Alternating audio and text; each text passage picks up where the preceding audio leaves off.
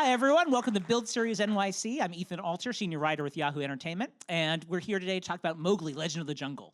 Now, Rudyard Kipling's The Jungle Book has been adapted for the screen many times in many different mediums, but you've never seen it quite rendered quite like it is in Mowgli, Legend of the Jungle, which is currently playing in theaters and on Netflix. The film mixes performance capture, computer animation, and some real jungle settings to create a darker, more earthy telling of the story of the man-cub Mowgli, his animal allies, and one very hungry tiger. Here to talk about the film is the star, Rohan Chand, and the film's director, and the prince of performance capture, Andy Serkis. Let's watch the trailer.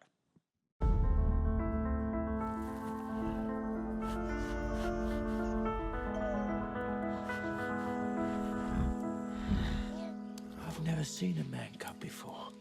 It's so small.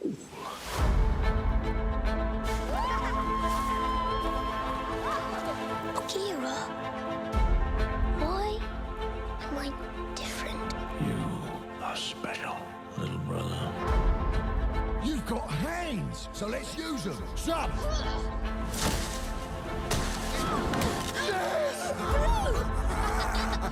Out my way! I shouldn't let them pick on me like that. Wolves are supposed to be with other wolves. He's not a wolf. I've seen the way you look at the village. Mowgli, you are one of them.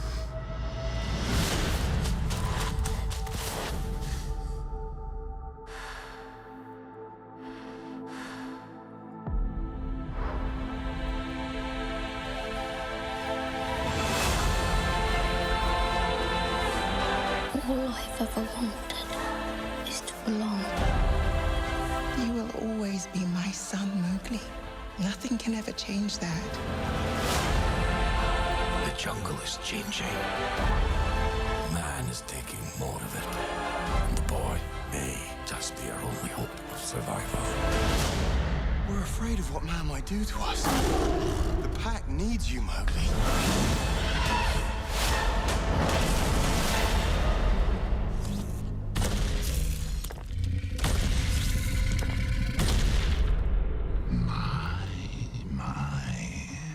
How you've grown. I am not a man, but neither am I a wolf. Which of you will follow me? Man cub, the whole jungle has been watching you. I won't fail!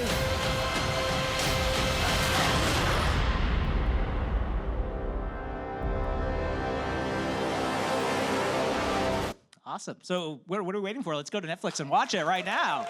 Right?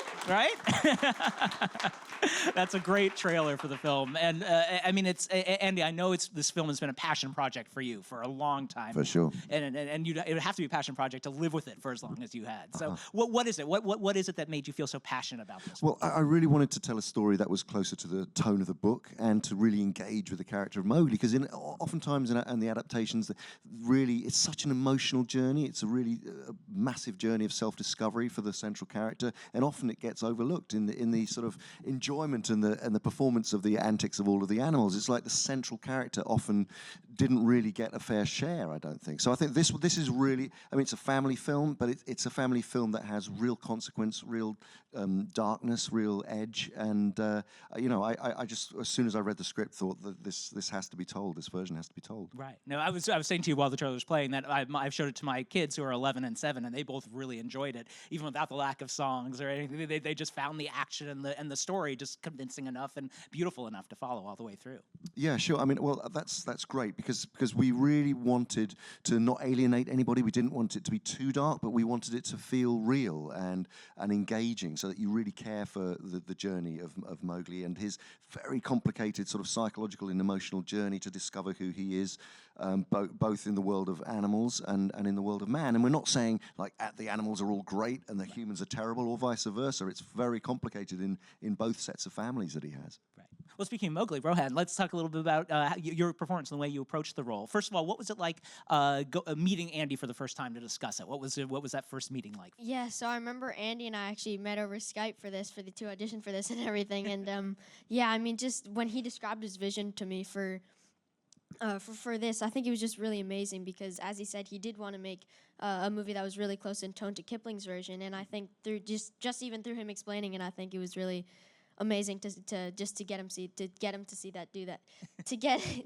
him do that. I think is really amazing. Right. So, was there one thing specifically he said about Mowgli that really resonated with you in that first meeting that you really took to heart? Yeah. So I think one of the key things for this is that it is a very Mowgli-centric story. And for me, I think the thing that I really took away from Mowgli was his perseverance, because he finds a way to really just push through all the obstacles that have been thrown at him. And I think that's, a really amazing thing for kids of my age as well, because, they kind of figure out that they don't have to belong and they don't have to fit in with social media and everything, because kids are really being kind of pressured, especially with social media and everything, to look a certain way or do a certain thing. And I think this film teaches them that they don't have to do that and they can pick their own unique path. Andy, what was it that you saw in Rohan when you first on Skype and then in person when you met him? What was it that stood out to you? I mean, Rohan was the third person that we saw. We were fully expecting to do a kind of worldwide search to find Mowgli. Such an important character. The whole film's carried on his shoulders, and it was just literally apparent from. I saw him in Lone Survivor, which was Mark Wahlberg's film, and he had a small cameo role in that, which was kind of really stood out. And then when we met and we talked, Rohan was 10 at the time, but he has this kind of wisdom and kind of, I don't know, just a sense of worldliness about him, or did at that time. And I told him, that what we're going to go on is a very, very lengthy, complicated physical journey, emotional journey, and we're going to have to get down and dirty. And he really took it to heart. He really owned that character, went through, we've been shooting it, we were shooting it for 4 years on and off. There was the principal photography period, but they're coming back and doing reshoots and pickups. But when we first started off, it was like, it's going to be a tough ride, and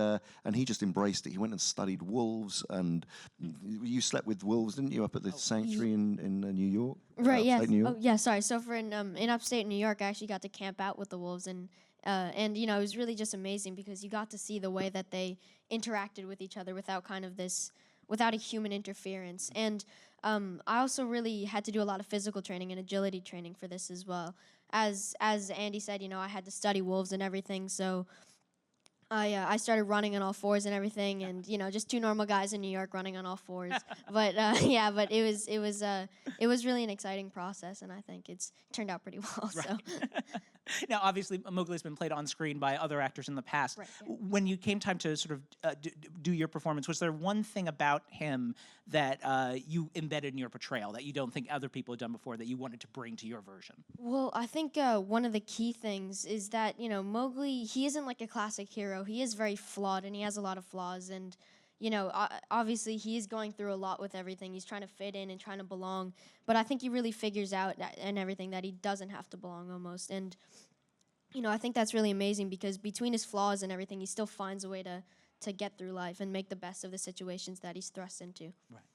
Obviously, the Disney version is well known by everyone, the animated and the recent remake. The one version that I always grew up watching was the 1942 one that Sabu was in. And one of the things I like about that, watching again recently, was there's also sort of a danger that comes from the use of live animals. And I think in your film, what's interesting is the danger comes from the live settings. Sometimes you use real jungle settings at times. Was that something in the back of your head, wanting to use the real world when you could? Oh, for sure. Yeah, I never wanted this to feel like it was a kind of rather safe, idyllic, beautiful jungle. We really went out of our way to make it feel. We built jungle sets, the waterfalls.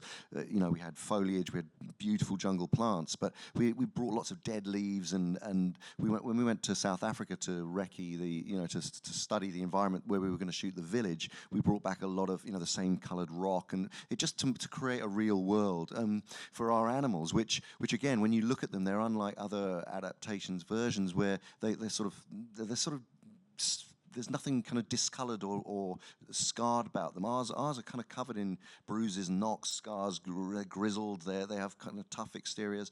The design of the animals for this to fit in with this real world was really important. And we looked at earlier. I was really rather than having a sort of Discovery Channel sort of real-looking, photorealistic documentary tiger, it was really informed by the early illustrations that went along with the books, and also the fact that these animals were going to have to talk. And so to license them to talk and really feel like they're emotionally communicating with Mowgli, we designed them in a very particular way so that you could see the facial expressions of the actors come through the beasts that they were playing. Right. Yeah. And the performance capture is really remarkable in this. And there's some behind-the-scenes footage you can see of Christian Bale and different actors like that sort of making the faces that we then see on screen. Sure. But you've been, obviously, as we said, the prince of performance capture. You've been with this technology for a long time. What's it like to sort of see how it's evolved? And do you think you could have made this movie when it first started being used in 2001? Or is it really the advancements? No. It's really gone on a huge journey, you know, enabling an actor to play anything, you know, and it started off with more humanoid characters. So if you take a character like Gollum, you can see the facial expressions of myself, you know, or an actor translate onto a humanoid face like Gollum, or the same really with Caesar in the Planet of the Apes movies. But when you're having to take a human's face and to interpose that onto the face of an animal which has a muzzle or, you know, a long snout like a snake, or the muzzle of a tiger or a bear, it's a really, you know, a hugely evolved sort of journey that's taken to get to be able to really do this properly. Yeah. Well, let's watch a clip from the movie that sort of illustrates the close-up nature of what it looks like with these animals. It's a scene where Mowgli has just failed in an attempt to race with the wolves, and Bagheera, the panther, gets in the way, and they have a confrontation. So let's watch that clip.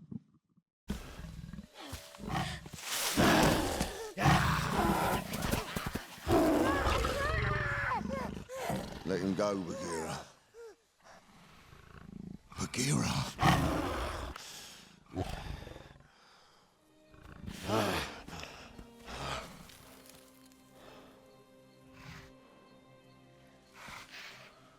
Get up.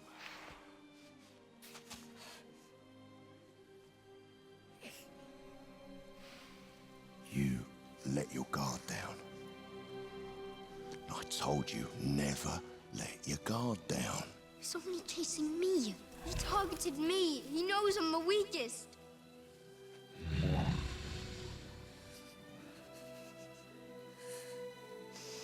All of your lessons, they mean nothing!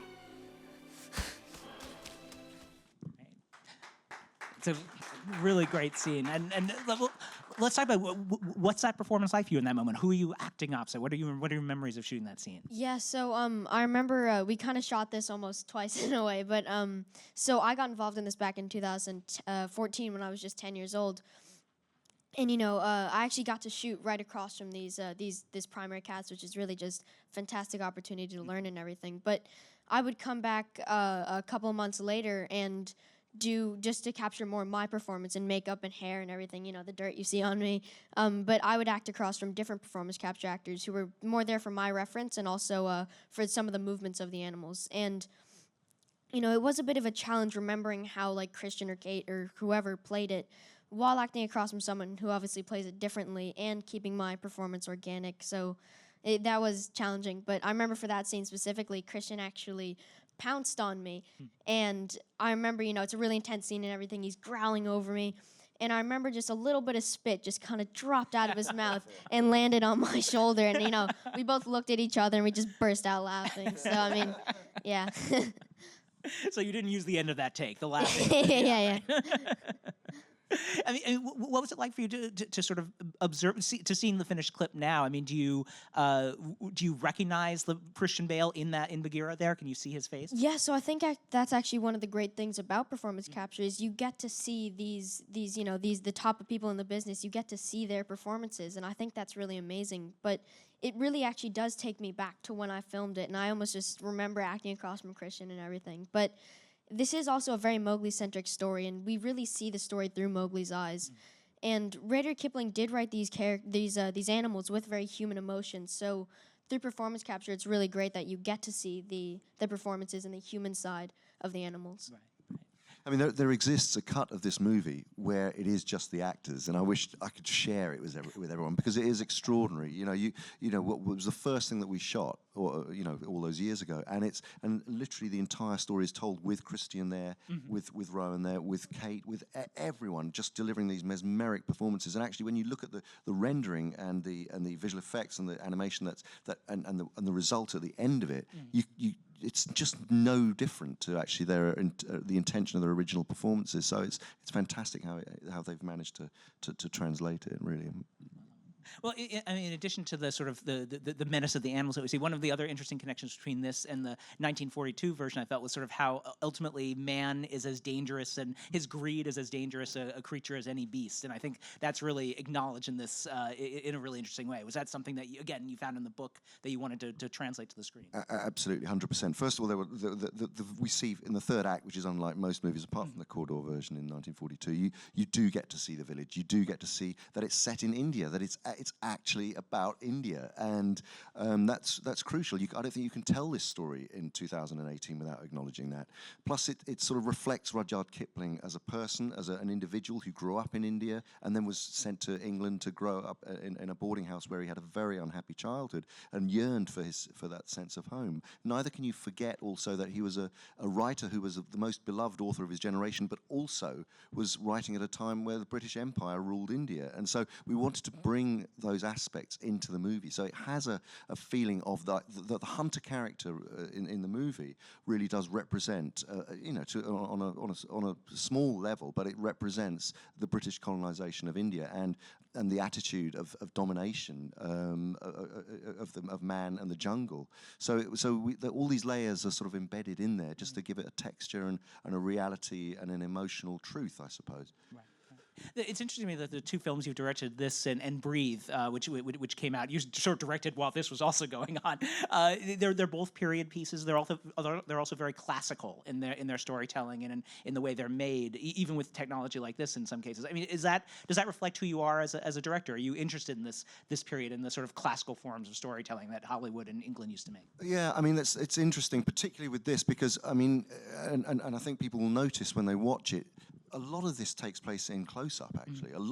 This was always a drama that actually had animals as actors. So I wanted to spend most of our time, apart from looking into, like Rohan says, it's a Mowgli-centric story, but really focusing on the emotions of the animals. So as I say, huge percentages of being right up in their faces. I mean, I didn't want to overcomplicate the filming. I wanted to make it feel real, and I wanted it to ground everything in this reality. And so using a more sort of classic form of filmmaking rather than, you can whiz the camera about anywhere these days with technology and CG. You can make things fly around and be as fancy as you like, but it didn't serve the story and the kind of the authenticity, I suppose, of the world that we were trying to create by being over fussy with it. So it is classic, and I love classic filmmakers' work like David Lean and so on and so forth. I should be so lucky to be thinking and talking about David Lean, but certainly they were inspirations for both Breathe and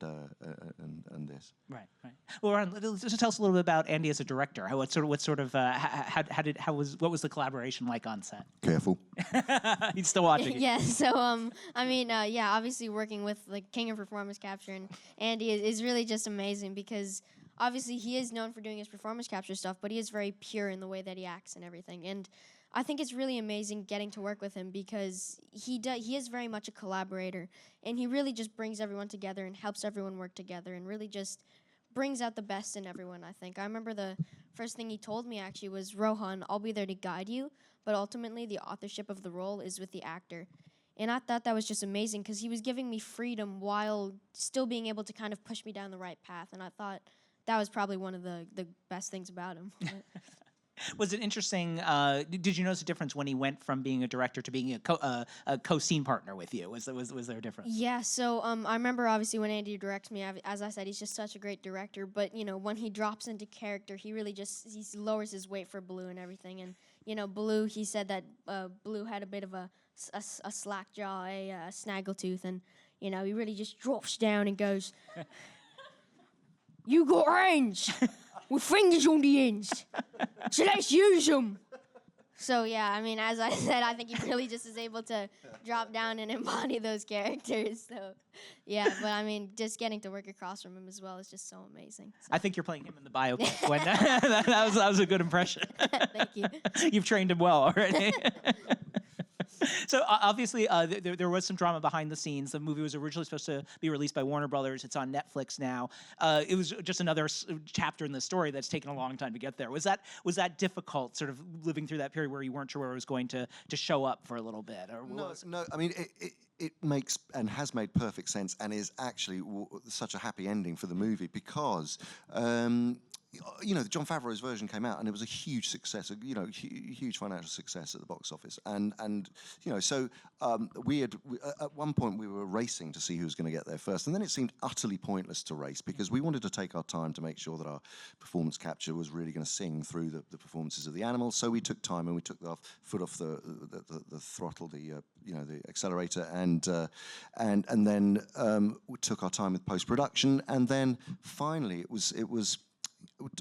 Toby Emmerich, who is took control of Warner Brothers on the last day of me mixing one of the final mixes, the Dolby Vision mix for the movie. We'd already started promoting it with Warner Brothers. Said to me, Andy, we want to talk about the release of the movie. We've shown it to Netflix. They love the movie and they want to acquire it. And we think this is a win-win situation, and it has been. Because really from the outset, this was always going to be a slightly darker interpretation and never truly, I think, fitted into a 4-quadrant sort of blockbuster popcorn movie. It was always that little bit darker. And as I say, it is a family film, but it was. I imagine that internationally it would have great global reach because it's that kind of story. So when Netflix took it on, that's how they operate. This fit perfectly into their model. So the very fact that we were able to open this film in Mumbai and take the story back to where it originated from was fantastic. And the reception that it's had globally, even in the first few days that we've been open with the movie, has just been phenomenal. So for me, it's a really great kind of happy ending to a long journey. Yeah. Right. Would you agree, Rohan, knowing it's on Netflix, being able to go to Netflix and call it up any moment to watch? Yeah, so, I mean, actually, I think Netflix is the way that me and my generation really consume media and content, and I think that's one of the greatest things because Netflix has, as Andy said, this like such a global reach, and you could never get that with just a theatrical release. But that being said, I mean, this movie was, made obviously for the big screen, and so I think it's amazing that Netflix is leading with a theatrical release, a limited theatrical release, and still putting it on Netflix. So I think that's actually a really great thing. So. Well, we're going to ask audience questions in a minute, but before we do, I wanted to quickly say we're a year removed from the release of The Last Jedi. I'm sitting in the presence of Supreme Leader Snoke, R.I.P. But I couldn't help but bring it's amazing how that movie is still so hotly debated among Star Wars fans, and Snoke's untimely demise is one of those things. Are you surprised? Has he gone? Has he died? Oh, you must not have been there that day, right? You don't know about him coming back? Oh, sorry. Just stirring it up. J.J. Abrams is going to call right now and say. But were you surprised by the fan reaction to his death and how angry they were almost that he was gone?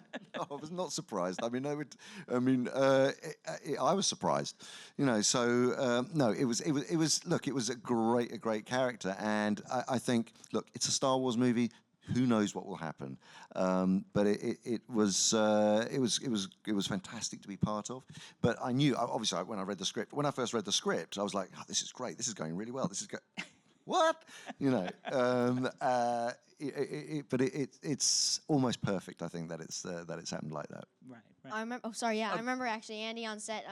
I would always bug him and ask him about who is Supreme Leader Snoke? Is he who the theories say he is and everything? But he dealt with me, and he said the stormtroopers would come to get him if he told me anything. So unfortunately, I don't have any secrets, but Well, obviously, we probably will get the story about him one day. But I do wonder. I'll ask you the same question I asked Rohan earlier. Was there a part of his backstory that you decided for yourself that wasn't given to you? Just something about him that you embedded in your performance that you made your own decision. Yeah, I mean, I talked to JJ obviously when he was being sort of imagined. When he was coming into being. There were discussions about who he was, what his past was, what he is, and what he represents. None of which I'm going to tell you. What about his favorite ice cream? Some personality trait that you decided. Definitely cookies and cream, Ben and Jerry's. Perfect. It's my favorite too, actually. But Great. Okay, well, let's turn over to the audience. We've got some questions. What's going on, guys? Congrats on a great movie. Thank you. Giving me such a nostalgic feel from a different perspective.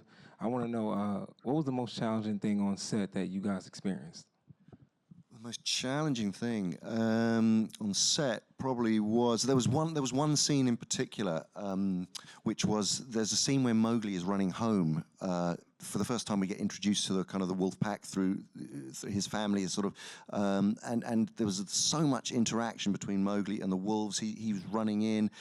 Into the neighborhood, as we called it. His mother's licking another wolf. The three of his siblings come out. His brother wolf, who's been racing with him, kind of says how well he's doing. There was a kind of a whole lot of interaction. It was the first scene that we shot in 2014, and the last scene to be finished in 2018. It was so complicated that that was definitely, from my point of view, one of the most tricky scenes.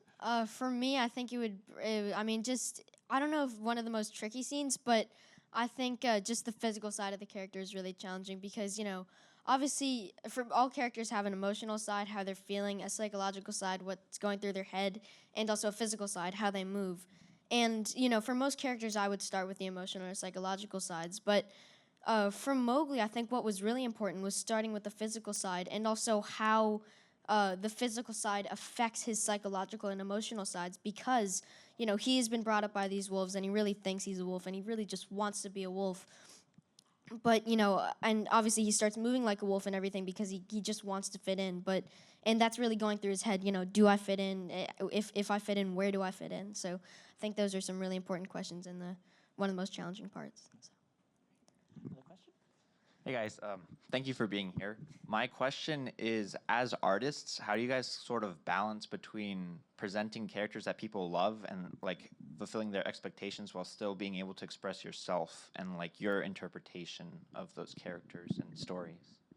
Well, yeah, I mean, this movie, this story, has had its challenges because of massive preconceptions about how these characters ought to be and how the story should be told. And a lot of it comes from the brilliant animation of 1967 and the fact that everybody probably here grew up with it. And there's our first in point to the Jungle Book stories and sort of getting that story across that it is actually a book that was written 100 years ago and actually has a darker tone without disappointing people has been, I think, one of the big challenges. And actually that there's the emotional journey is something that really people haven't seen before, I think. And as I say, so you want people to. The story is similar, but you can with classic literature, of course, you can reinterpret it a million different ways, and I think that was one of the joys and challenges at the same time. Yeah, so for me, I mean, obviously with the 67 version, I did love the 67 version, but I think a lot of people see Mowgli as this happy-go-lucky guy and everything, but I think, and I love that side of him, but I think for this, it was really boy meets jungle and a boy just struggling to survive in the jungle. So, that with also, Rudyard Kipling did write him with these flaws, and, that's kind of how I connected to him, because obviously humans have many flaws, and, sometimes Mowgli takes things out on people that he really shouldn't have, and I think, he really feels that regret, and I think a lot of people can actually just kind of connect with that, so.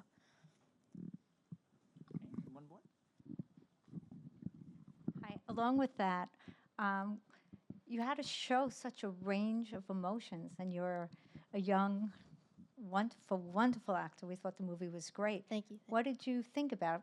What kind of training did you have? How did you go with all those emotions? And so as I mentioned previously, I was 10 when I got involved in this, and I was 11 when I started my principal photography. So. Based on the storyline, near the third act, I decided to play Mowgli more like a 14 or 15-year-old. And, as an 11-year-old, that is pretty challenging because, you don't have those past experiences to draw on. And, that was one of the most challenging things as well. But I think Andy also really helped to give me that freedom as well as being able to guide me through the headspace kind of Mowgli and really help me get into the headspace of a 14-year-old and ask myself the same questions that a 14-year-old would. Great. Well, thank you so much, everyone, for joining us today. It's a pleasure to have this movie out in the world finally. I mean, it must feel so good after all the time it's taken and the many hours the waiting. Well, is there one memory that you're going to take away from this experience, just that you'll treasure, sort of summing up the whole 5-year journey? Wow. I think one of the most extraordinarily happy times was when we were shooting in South Africa, which is where we shot all the village sequence. We shot just south of Durban, where Durban has the largest Indian population, so outside of India. So we had a lot of Indian actors on set. We were shooting in the most sort of incredible environment. The set that had been built for that village had taken months to build, and paddy fields had been sown, and rice was growing, and it just seemed to me that sort of the month where we were shooting there, just the going out every morning and monkeys stealing things off the set and getting rid of snakes so that they didn't attack Rowan running around in bare feet and I mean it really was a really brilliant, fantastic time. I mean that was my abiding memory. Yeah, so for me, I think it was probably being able to work with that primary cast because they are A-listers, and it really is just amazing to be able to learn from them and see how Andy drops into character and everything, and how really all of them ask so many questions and about literally every aspect of the character. I remember Benedict, he would ask so many questions and literally study the artwork for Shere Khan about like how he would move with his lame paw. So and Kate does a lot of research and everything as well. I remember we built these ramps for her for when we first filmed the Ka scene. And it was really just amazing because she sometimes would use her hand going up the ramp, and she would walk up the ramp and everything. And then other times to get the emotion, she would switch her eye line to her head, so she'd be looking at me and I'd just switch it. And I mean, I just think that just being able to just see them really embody the characters and bring them to life, I think was one of the best things you could possibly experience. So. That's great. Well, the movie's on Netflix now. Definitely check it out. Mowgli, Legend of the Jungle. Thanks again to Andy Serkis and Rohan Chand. Thank you, guys. For coming Thank in. you. Thanks everybody. Thank you. Thank you.